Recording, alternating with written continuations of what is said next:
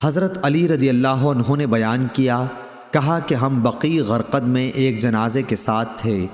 اتنے میں رسول اللہ صلی اللہ علیہ وسلم تشریف لائے اور بیٹھ گئے۔ ہم بھی آپ کے ارد گرد بیٹھ گئے۔ آپ کے پاس ایک چھڑی تھی جس سے آپ زمین کریدنے لگے۔ پھر آپ صلی اللہ علیہ وسلم نے فرمایا کہ تم میں سے کوئی ایسا نہیں یا کوئی جان ایسی نہیں جس کا ٹھکانہ جنت اور دوزخ دونوں جگہ نہ لکھا گیا ہو، اور یہ بھی کہ وہ نیک بخت ہوگی یا بدبخت۔ اس پر ایک صحابی نے عرض کیا، یا رسول اللہ صلی اللہ علیہ وسلم، پھر کیوں نہ ہم اپنی تقدیر پر بھروسہ کر لیں اور عمل چھوڑ دیں، کیونکہ جس کا نام نیک دفتر میں لکھا ہے وہ ضرور نیک کام کی طرف رجوع ہوگا، اور جس کا نام بدبختوں میں لکھا ہے وہ ضرور بدی کی طرف جائے گا۔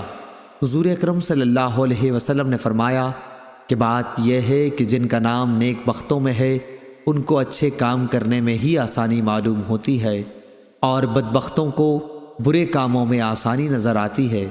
پھر آپ صلی اللہ علیہ وسلم نے اس آیت کی تلاوت کی، فَأَمَّا مَنْ أَعْطَى وَاتَّقَى۔